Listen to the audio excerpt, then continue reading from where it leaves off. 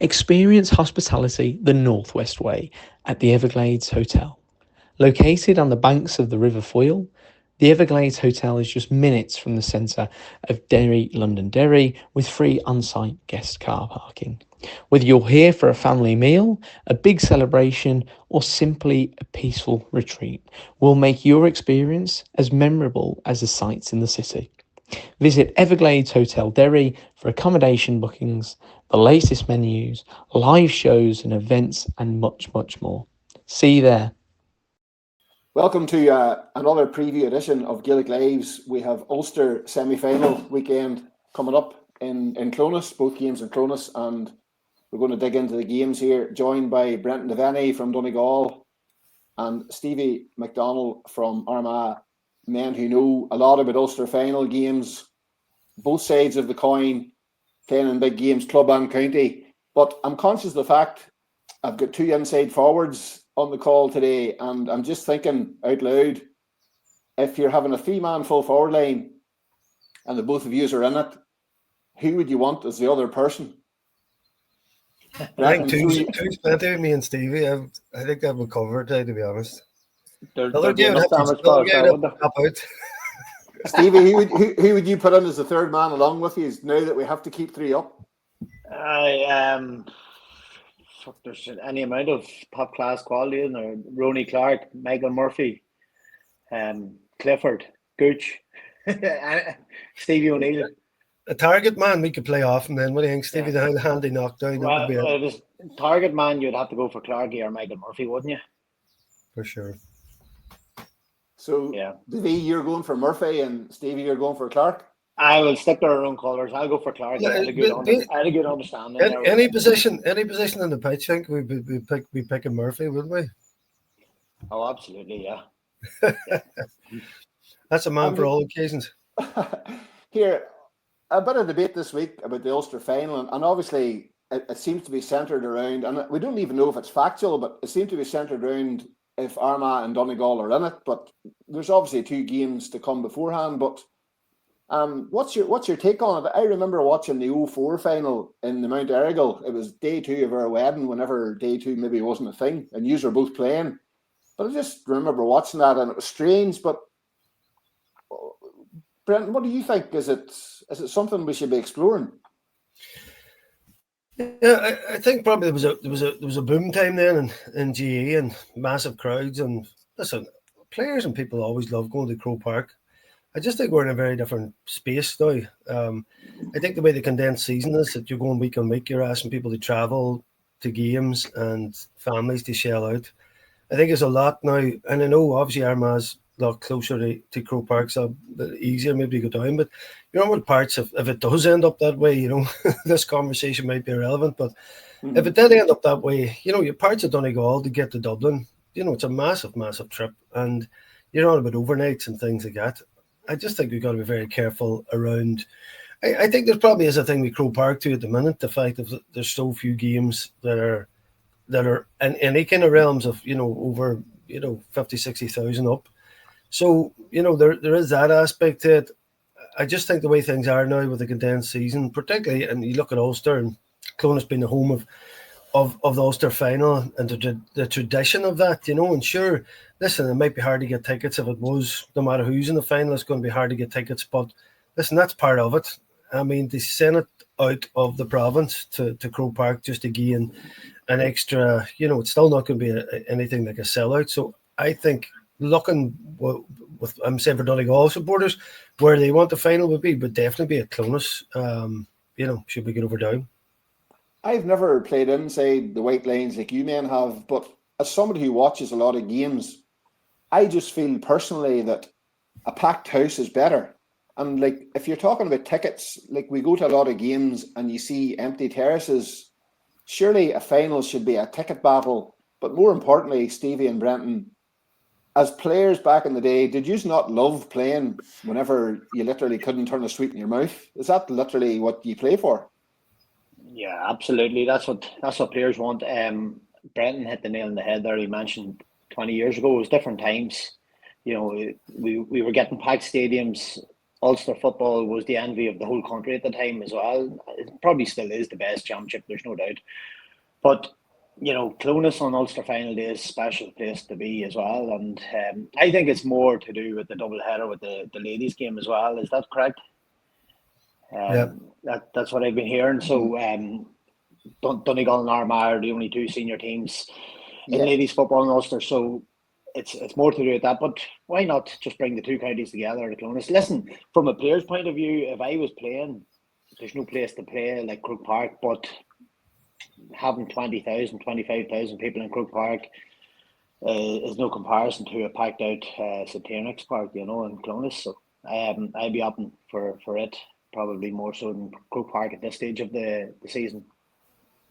And you're chatting about a packed Clonus. The chances are, in part one of this podcast, we're obviously looking at Saturday's game, and Brenton, it's probably going to be packed. Like Tyrone versus Armagh even sells itself. But you're at the Tyrone and Cavan game. What's your sort of thoughts on Tyrone? Obviously, Dara Canavan was missing, and they were comfortable for long periods. But what's your take on seeing them up close? Yeah, I thought they were very good. You know, it's very, very hard to kind of measure because Cavan were so poor. You know, I was really disappointed in them. Really disappointed in the fact that they had so long to prepare for this game and they didn't look like they were anyway ready. So it's very hard to say. And then you look at Cork, Division 2 team, putting it up to Kerry. You look at Monaghan, obviously, technically a Division 2 team. I know they're coming up, but listen, they give Donegal their fill of it. Could have very easily drawn the game later on, that wired attempt, and obviously Cork did draw with Kerry in normal time. So why is it that there was such a lopsided nature to that game? And I was looking at Cavan. Was it just kickouts, Brenton? Was it? Well, there's a whole load of things.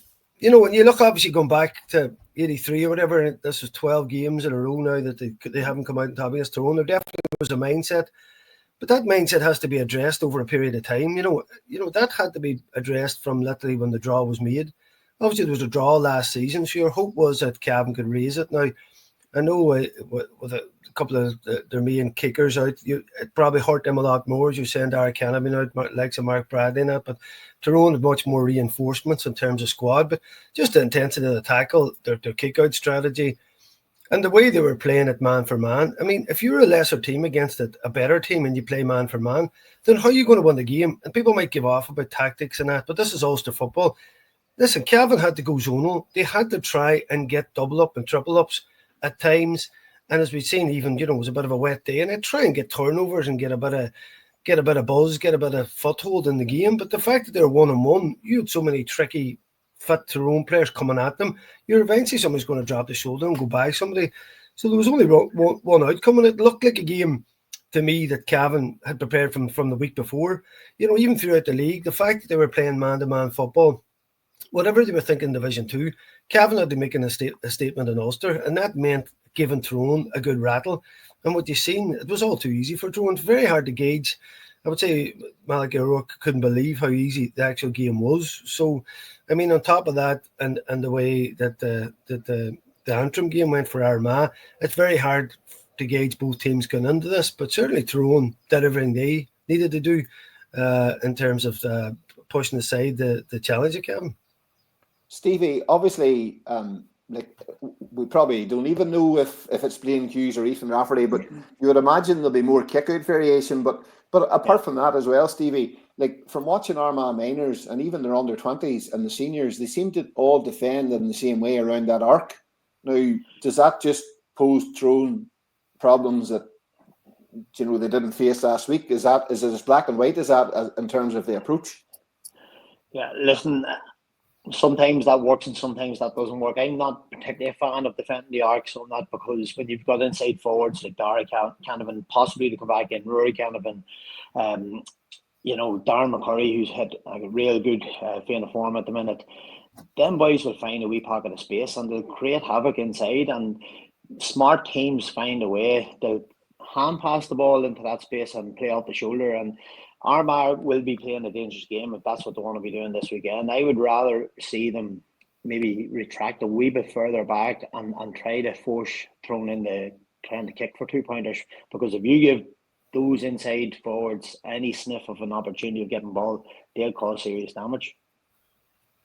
And just, I know it's a different game, and we'll maybe touch on it when we're talking about Down in part 2. But the fact that Down got that goal from Fermanagh pushing out, like Daniel Guinness scored the 2-pointer, and then you nearly feel as if teams are tempted out. Is that where the goal value will come? Because I suppose there's the debate: is 2-pointers a thing? Should it be 4 points per goal? But if Armagh were pushing out, does that surrender the goal threat as well? Like, it's hard to know. It all depends what Tyrone team turn up. You know, they've been very up and down all season, like Armagh have been. But Tyrone's main danger men are coming from their inside line, so they'll want to get them boys on the ball as much as possible. That's not taking away anything from the experience that they have out the field. Like, you're looking at McGeary, Kilpatrick, boys you got there that can also kick points. I think Kilpatrick got a goal the last day, is that right? Coming from deep. Yeah, so you know, them boys can, if they're going to make them runs from deep as well, that could pose a serious threat for Armagh too. You look at the goal that Down scored. What I would say about that goal is maybe the goalkeeper was caught unawares because he shot from a wee bit further out than what a normal goal would be scored in Gaelic football, and sometimes that's the way to go. Catch the keeper unawares. You would like to think that maybe Ethan Rafferty will be staying on his lane in that scenario, but Ethan's maybe a bit of a bigger presence than most goalkeepers in there anyway. So this is going to be an intriguing battle, because Malachy O'Rourke would have watched a lot of footage of Armagh and Tyrone over the last couple of years, particularly in the league game this year, and seen how Armagh went to town on Tyrone in the first half. Probably, you know, I would say Armagh's first half performance against Tyrone was as good as what we witnessed in the National League this year. So Malachy O'Rourke is a very smart manager, and he will learn a lot from that there, and he'll have a plan up his sleeve going into this game on Saturday evening. And you know, if it was somebody else, I'd be less worried. But the fact that Malachy knows that he will learn a lot, the Tyrone players will learn a lot, you know, makes us wonder what exactly is it the Tyrone are going to bring to this game. They'll bring something, and there'll certainly be no easy pushover for Armagh. And for me, this game is very much, you know, 50-50 and who can capitalise on the opportunities. And I think in the Cavan game, Tyrone didn't have to get out of second gear. Armagh were probably a wee bit more under the cosh in the first half against Antrim, and that's what you're going to get in a tight environment like Corrigan Park. But both teams racked up big enough scores when they had to, and I think across the two games, both teams had 13, 14 scores. So if you're spreading your scores across the board like that there, that's probably the way the game has gone. And most teams that capitalise on a good spread of scores across all their players, you know, certainly will have an opportunity. Brendan, if you were one of the Tyrone players this week and you're going to face Armagh after that really impressive first half, is it playing on your mind? Like, if you just saying, is that the last thing you remember, and saying, we have to address this can't happen again? You know, the mental side. Yeah, I think early on in the league there, you know, you can get performances like that. I think Armagh, after going down to Galway, there was a lot of question marks, I think, in the background about Armagh, and they were all Ireland champions in that, and could they back up the season? So when they lost that first game to Galway, you know, I felt it already. I think there was a bit of pressure on Armagh. They were at home. And in the league, sometimes if you beat the drum, you'll see a team come out and they kind of blow a team away, because, you know, Tyrone are coming in the fixture. They're just looking for a bit of form. Armagh, I think there already was a wee bit of negativity out about them, and I think he's seen that with a rush. And league's always played at a certain level, but you can up it if you have a bit of a grit or a bit of reason to fight. And I think that's where Armagh come out rushing on it. Does that mean anything get into this game? I don't think so. It's championship now. You know, you're well into the season, and you've got a much more settled Tyrone team, which for some reason, I don't know why, even when we were up that day in the Cavan game, you know, people were talking about a lot more about Armagh and Donegal. I can't understand it. You know, looking across that whole Tyrone squad, you know, that has the answers to every conundrum in terms of defensive midfield, attack, goalkeeping, the squad itself. You know, I think that they're as good as anybody out there, and I agree with Stevie. It's impossible to call a game like this. And is it Ethan Rafferty versus Niall Morgan? If they are the goalkeeper selected, well, you know, if Rafferty is selected for Armagh, I suppose Yeah, it was interesting. Or is that sort of a romantic media thing where we're hoping that happens, or is that realistic? Yeah, listen, they're both two interesting characters. I the way Hugh stayed on, he come on, he saved the penalty. Very harsh to take him out. We keep asking, is referee good enough? Maybe Stevie will tell us a bit more about it, but is he good enough to actually get a place on the team? It didn't look like it, but then he was used out the pitch then against Antrim when he came on. So is he close to? Because I'm thinking, obviously in training, the lads is watching day in, day out. If he was good enough to play on the starting 15 out the pitch, then he would be playing. But he did get his chance the last day. So is he an option? I mean, looking at Morgan there, some of his kickouts are top class. And the last day, at one stage in the second half, two Cavan players actually had him caught in the corner. And he had by the first one, and the second guy fouled him. So you look at the keepers, when they are coming, when the force day back and the keeper comes up, it still looks like it's a spare man, because a lot of teams are set ends only, and the keeper's the last player to come up. So he then has the freedom of the pitch to play. Be interesting to see at some stage, does someone send somebody out? Because when it's Morgan, if he is very dangerous and Rafferty, they're both capable of kicking, particularly Rafferty, from 2-point ranges. You can't really maybe sit in that, defending there, because it's too dangerous. So is it better to send somebody out and maybe rush that one player? Because that keeper certainly has a very unsettling effect, I think, on anybody coming out the pitch.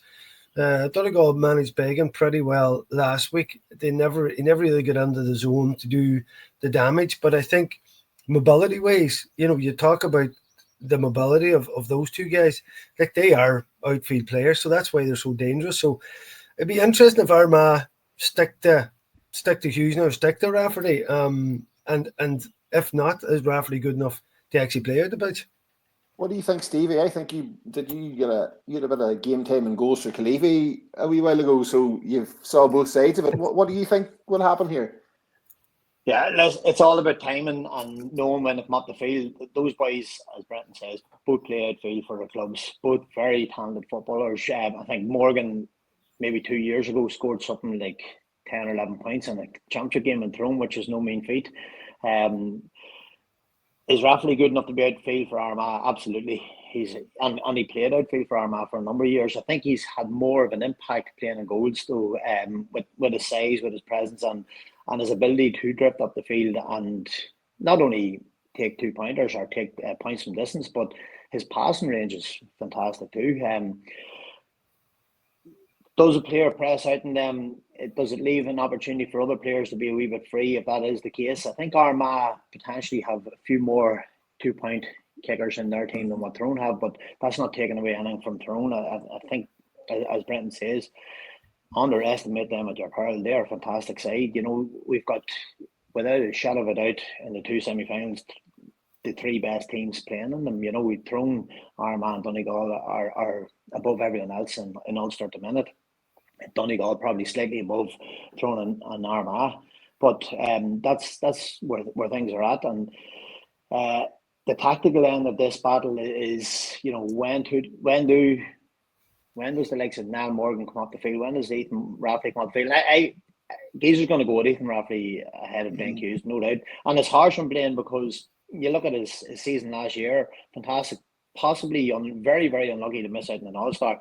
Come on the last day against Antrim, saved the penalty immediately, had an impact straight away in the game. His kickouts are extremely good as well. And I just think that he's going to go with Ethan Rafferty. He's pressed with him most of the campaign so far in terms of the league, and started with him in the championship as well. And I just think his presence instills that wee bit more confidence in the Armagh defence as well. And that's not taken away from Blaine, but Ethan just has that presence about him. You know yourself, Brenton, as an inside forward, if you're coming up against a smaller goalkeeper, you're going to be a wee bit more confident playing inside there. But if you're coming up against somebody that has an overall presence, and like I'm thinking of McConnell type player that played for Tyrone, he was a huge presence for them, and you always wondered, geez, how are we going to beat this by in goals, So I just think it's going to be Ethan Rafferty, and it's going to be Niall Morgan. Obviously, it's not going to be a case of a tail between the two goalkeepers. There's that much talent outfield for both teams as well. So we'd be foolish to think that it's going to be Niall Morgan versus Ethan Rafferty in this game. Before we go back to you, Brenton, just one word on Armagh, one point on Armagh here, Stevie. Like, for a county who hasn't got a load of underage success or college success, to be staying in Division 1, to win a championship game with so many of last year's starters missing, A, what does that say for the depth? And B, what does that say about Geezer bringing that squad together? Because it's a pretty amazing story. Yeah, that's probably one of the biggest factors in Armagh's success over the last couple of years, reaching 2 Ulster finals. Very unlucky, obviously, to take both Derry and Donegal the penalty kicks. And then, obviously, getting across the line in the All-Ireland final last year. It's the squad that really they capitalised and worked on over the last couple of years that made a huge difference and made a huge impact in those games. And given players the valuable game time this year, you look at Tomas McCormick, he's been exceptional. Darren McMullen, 2 of the better players and most consistent players. Ross McQuillan as well throughout the league campaign, and they followed their form through the last day out against Antrim. But you have to, the further you go in the championship and playing big games like Ulster finals or Ulster semi-finals, you need big players back, experienced championship campaigners, and Armagh will need the likes of Niall Grimley, Ben Creeley, Conor Turbot back in the frame for this weekend, if they're going to have any chance. But definitely the depth of the squad of the 3 teams, particularly Donegal, Tyrone and Armagh. I'm not taking away from Down in any shape or form, but I just think the depth that they've worked on in the last couple of seasons has definitely benefited them. Brendan, who will want this Ulster title more, Tyrone or Armagh? Because Armagh have obviously had their hard luck stories, and Tyrone are coming after relegation with a new manager. Or do both absolutely relish winning it? Yeah, that's a difficult one. There's no doubt, and obviously it'd be a huge prize for either. I would say it has to be Armagh, though, in terms of, even though they're sitting as All-Ireland champions, they were so desperate last year to win Ulster. That was the only thing in their mind. And the fact that they lost in such heartbreaking form on penalties when they did so much right in the game.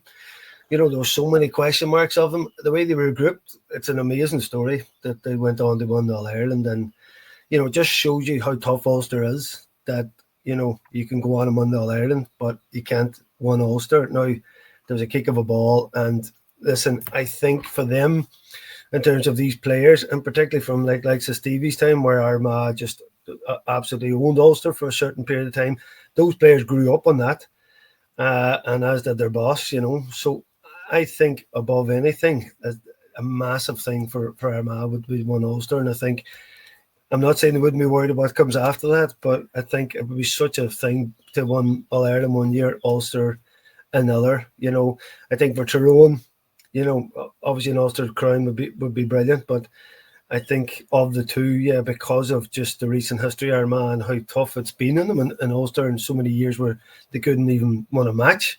I mean, it was mind-boggling to see. And then after all the hurt, as I say, what a story it was last year for them. So I think, if anything, of all the teams in Ulster this year, I think it's Armagh's probably, it would mean the most to win it.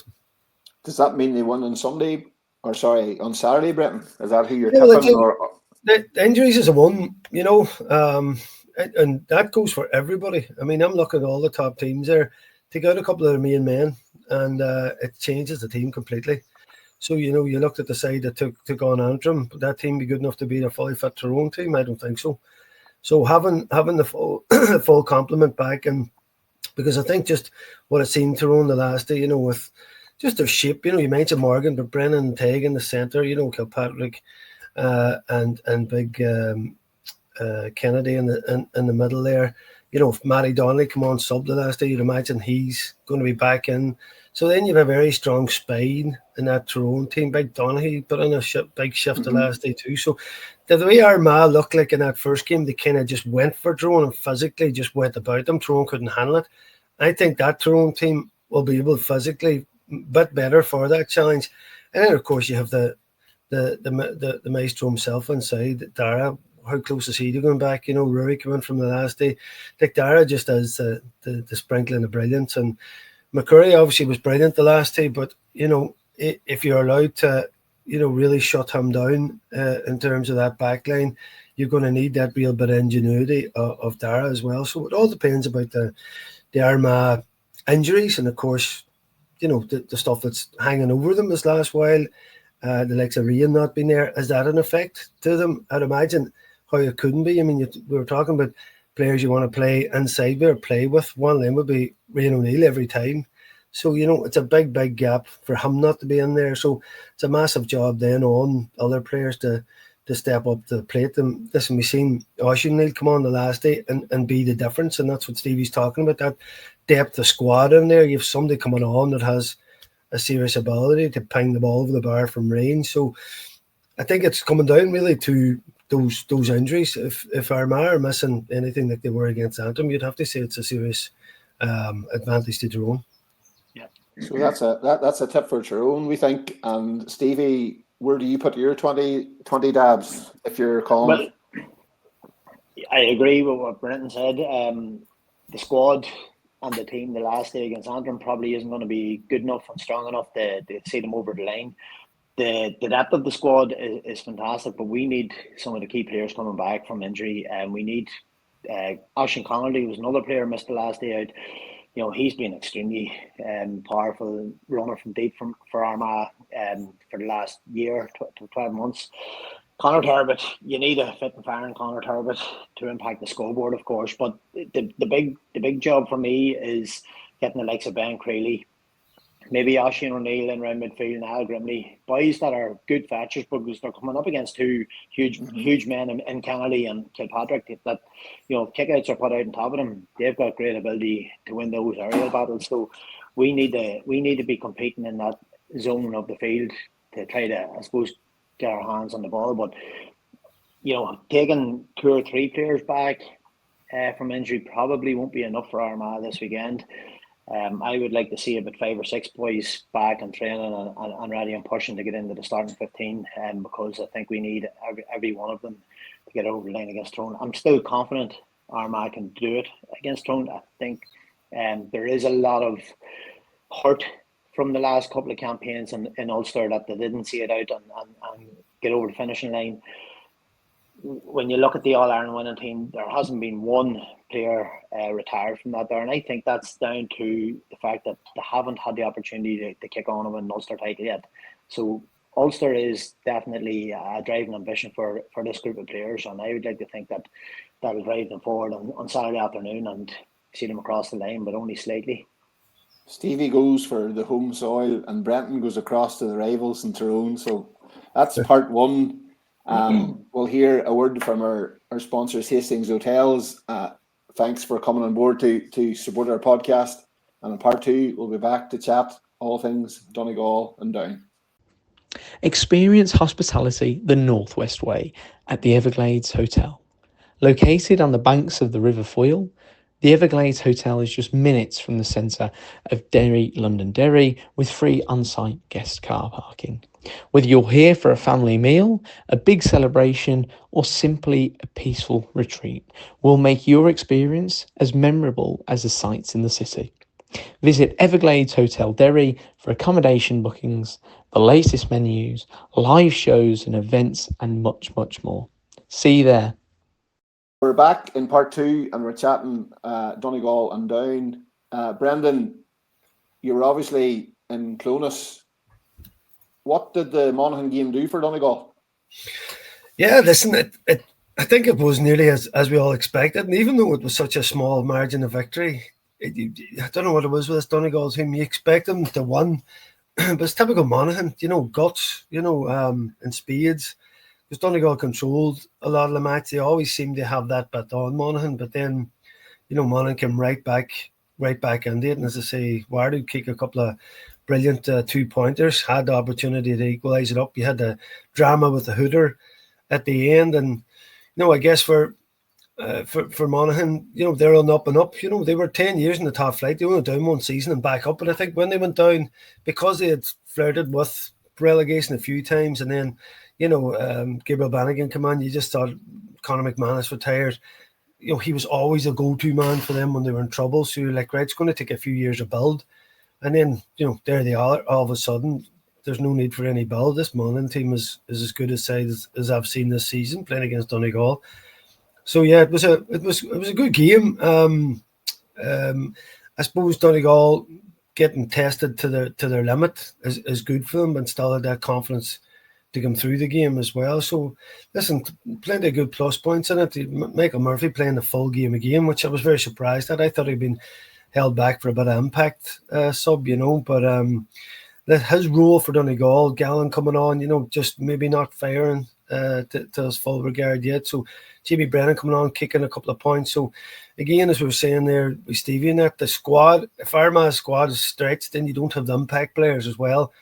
And you need those. You look at that young Mooney fella come on for Monaghan. I've seen him play underage. I mean, that lad's super wee player, kicking a couple of scores as well. So the game's always opening up. So you need to have those players, those impact players to come in, because we look at Donegal from the first day against Derry, Dara Boyle and McBurdy, by far their two best performance, and neither of them hit the heights at all in that game. So you need the options, and that's why if your squad is tested, it's not just that you could have a fairly strong 15 on. If you're missing then, as I say, impact people, that's a huge thing. Brenton, obviously Langan is back and McGee's on its way back, and a lot is made about midfield, but like Derry cut into Donegal a few times, and now last weekend they didn't have killed McGonigal, and the fact that they were able to mask that loss was maybe something maybe people didn't really talk that much about. And then link that in with the fact that Down got 2 late goals. How important would that performance have been without McGonigal for Jim? Yeah, huge. Listen, he's been brilliant at 6, as you're saying there.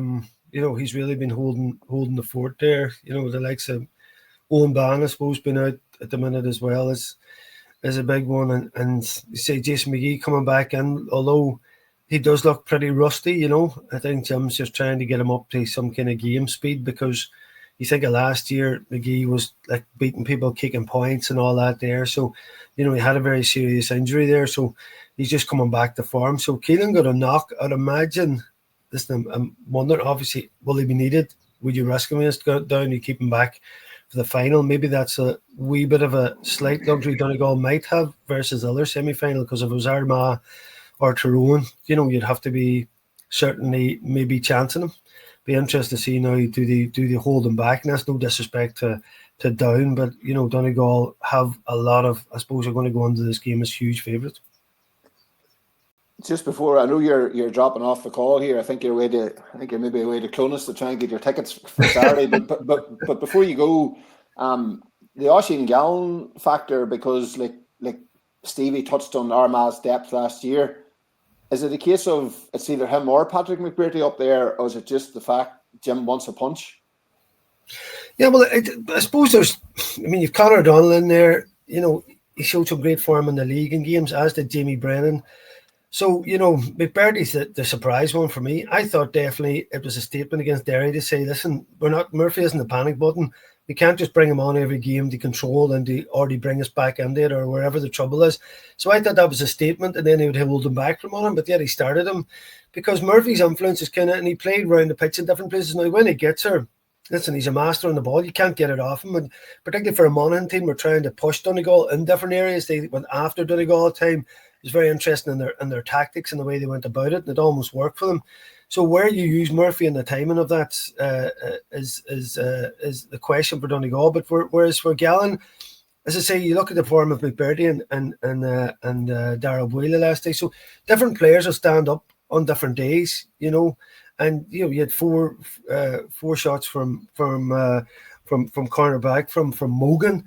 Kieran Thompson scores as well, a couple of 2-pointers in there. So different players will stand up on different days. And I think that's the key to all the top teams. Now, having Langan in from the start was massive for Donegal as well. And just what he brings it and kicks his points as well. So listen, you have so much variation. I was looking at, scores, even though Armagh were down a lot of players. I think they had 13 different scores against Antrim. The Antrim 7. That tells you a lot about the modern teams now, that everybody has to be able to contribute all over the pitch. So it's never really down to any one player or two players. So I think while Donegal are playing well now, while they're getting Gallen back to form, is the key. Now, in general play, he looks really sharp. He's selling dummies. He's throwing left and right. It's just at that point where he strike, and he had a score when he came on, and then he had a couple of wides. But listen, you go through phases like that. I know Stevie didn't. He kept banging the ball off the bar every game, but the rest of us normal forwards would take an odd dip, you know. Brendan, thanks a million for your time. I'm guessing Yeah, sorry for the rush. Thanks. I'm guessing you're back in Donegal. So just a couple of, as the manager would say, if we come out by 1 point, to be happy with that. That's the line. Oh, you're talking business speak there. You're right on the money. See you Sunday, Davey. Down friends up there. Thanks, Stevie. Good to see you, Mal. Thanks. Good luck. Right, Brendan. Cheers. Stevie, we chatted about a 2-man full forward line. We now have one, myself and yourself. Armagh had a dig so deep last year against Down, and it was obviously the bench factor. You know, it was Aidan Nugent, Jason Duffy, that type of impact. How much will Down take out of that game, or does the new rules change how they might approach it? Because it very nearly worked for them last year. Yeah, well, listen, you look at the management team that Down have, Conor Laverty, Mickey Donnelly, Mina, Marty Clark. Them boys are very, very shrewd individuals, and I have Marty actually in with me with Clevey as well, and I know the work that he puts in behind the scenes. He'll homework.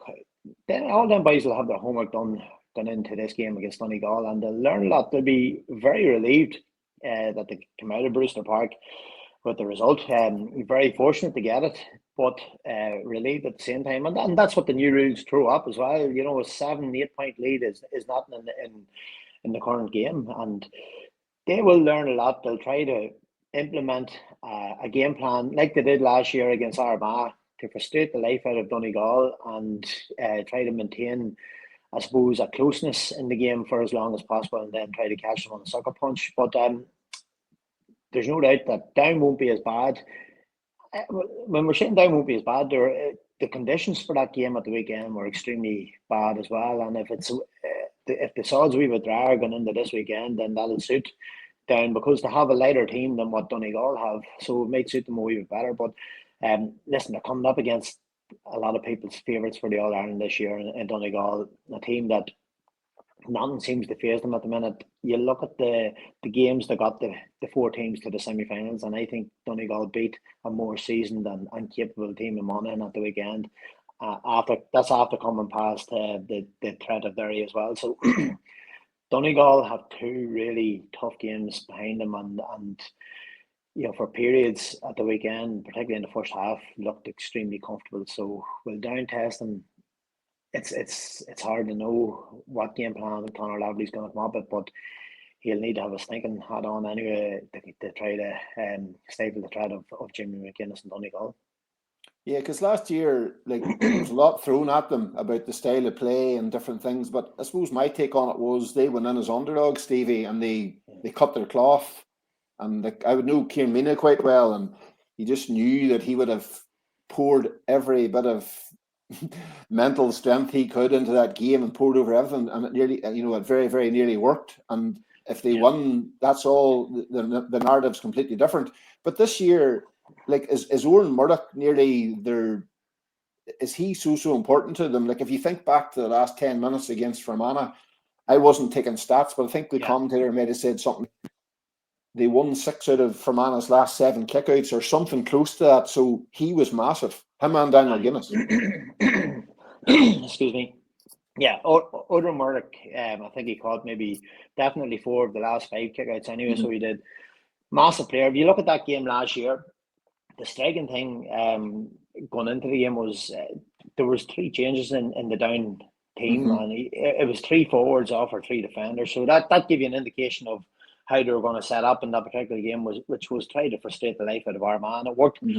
That was the rules last year. Totally different rules this year, so you wouldn't get away with anything like that this year. So it'll be interesting to see what type of game plan to come up with this year. But for Down to have any chance, they definitely need their midfield partnership of Guinness and Oran Murdoch firing. They need to keep Oran Murdoch out around midfield. I know he's been playing and starting at 11, but when he moved further out, he was the dominant figure in the final 5 minutes in particular of the game. At the weekend, he won that primary possession and allowed them the opportunity to build attacks and go at Fermanagh a wee bit more. But listen, they've got experience as well. Ryan McAvoy a player who lines out a full back for his club, Cuckoo, but is equally adept at going to full forward and playing up there as well. He's comfortable all over the pitch. Danny McGill he reminds me very much of one of these players that is very comfortable dropping deep, but can drive at a forward or at a team's defence from there, probably in the ilk of Liam Kerr, his clubmate, who will be a miss going into the likes of this game. But Danny McGill's a very capable player as well. So to have players on the pitch that are capable players and quite good, but they need them all producing their best when they're playing a team like Donegal on Sunday. Funny, you touched on Ryan McAvoy, and that was the point I wanted to put to you. Like, I think he started his career as a corner forward, I think, but then full back. With the potential of Murphy and McBearty playing on an inside lane, do they think about putting him back to full back? Because he can play anywhere. Like, he's a brilliant footballer. He offers so much wherever he goes. Is that a realistic, consideration? Well, they're going to have to. If you look at the size of their full back line, McCarthy, Peter Fagan, and Keelan Doherty, there's not much height in there, and they're going to have to put bigger players back in there. And Ryan McAvoy has to, I suppose, start the game at full back and pick up the threat of Murphy or McGrady. The likelihood is Murphy will drift further out the field to try to get his hands on the ball as well. So that'll probably suit Ryan McAvoy even more. So you would imagine that's going to be the man marking job, which is no mean feat. Anyone tasked with trying to mark Michael Murphy, as Brenton said, Michael Murphy may not get his hands on a lot of ball at certain stages of the game, but once he gets his hands on the ball, something happens out of it, and you can't dispossess him. You simply cannot dispossess him. He's that big and strong. He's that experienced. So it's a case of putting somebody on Murphy to tag him all over the field, and Down don't have anyone with equal strength to Murphy to do that job. Probably Odin Murdoch is the closest that they're going to get, but I can't see Odin Murdoch doing that type of job, so it's going to have to be Ryan McAvoy. And final couple of points, Stevie. Like for example, Derry used pace to get through Donegal, and what I noticed at the tail end of the Monaghan game, Monaghan were running in ones and into sort of clogged alleys. Go down the pace route, keep the ball out of the tackle. Nearly their training sessions this week could be the 3-second game. You have 3 seconds on the ball where the ball has to be moved, and Derry got joy. Is that where Down might go if you were Down manager? Is that something you might consider? We're going to try and dance our way around this, tough and all as it will be.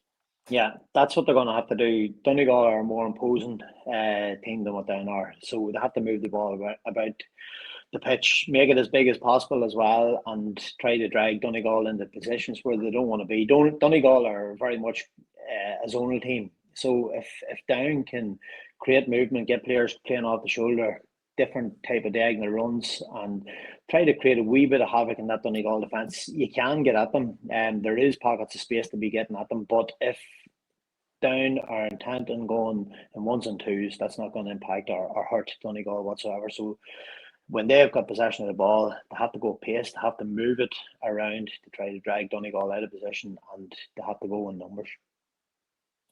And who do you see coming through?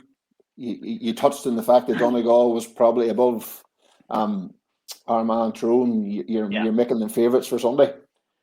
Absolutely. I think Donegal at the minute are the benchmark, and Ulster, the reigning Ulster champions. They will be extremely disappointed. Obviously, last year they didn't get to an All-Ireland final, so I just think Donegal is too strong at the minute. They showed what they're capable of in playing Division 1 football this year. They just have too much experience, too much, I suppose, of Jimmy McGuinness about them, that they're the team to beat. They're the team to beat in Donegal, in Ulster this year anyway.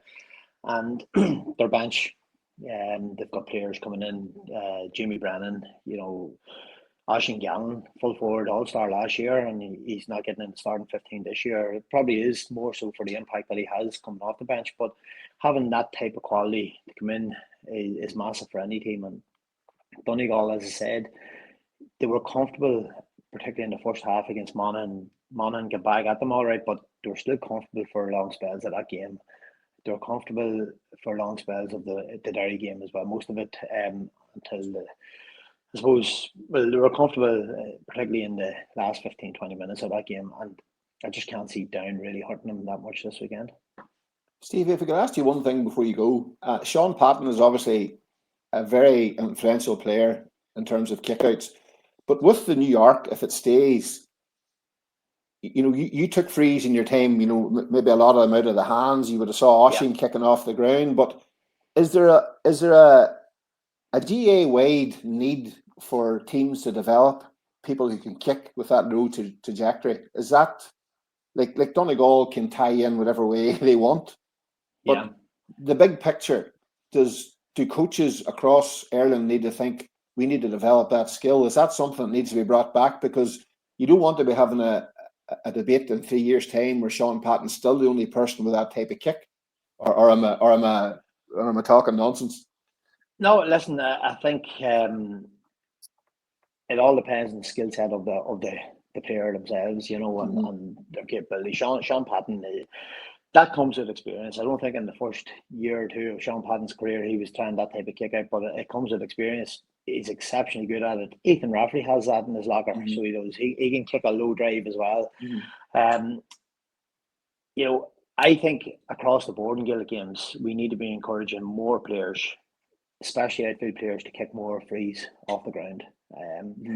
I know the way the game has gone this year, the tap and go, there's very little frees in the game apart from scoring free. But I would prefer to see, I love to see a forward stepping up and putting the ball on the ground and kicking it over the bar, more so than taking it out of your hands. And I think a lot more can go wrong when you're kicking it out of your hands, and players have become probably too comfortable in the last 10, 15 years that that's the way it's going to be, out of your hands. But there's more of a skill to it when you see a player putting the ball down on the ground. If you look at a couple of years ago, Rian O'Neill's kick against Galway from underneath the Cusack stand, breathtaking.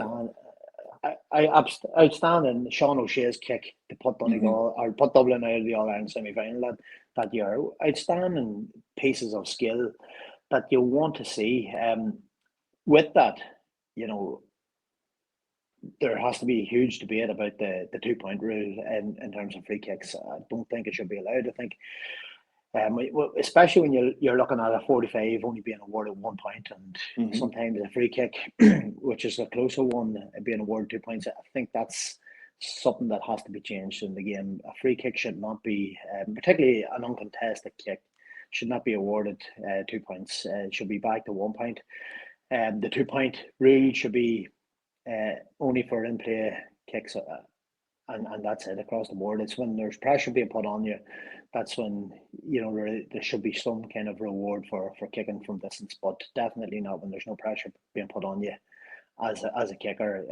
So that's something for the GA to look further down the line. But listen, there's pros and cons to everything, but I just love to see the skill of players kicking the ball off the ground.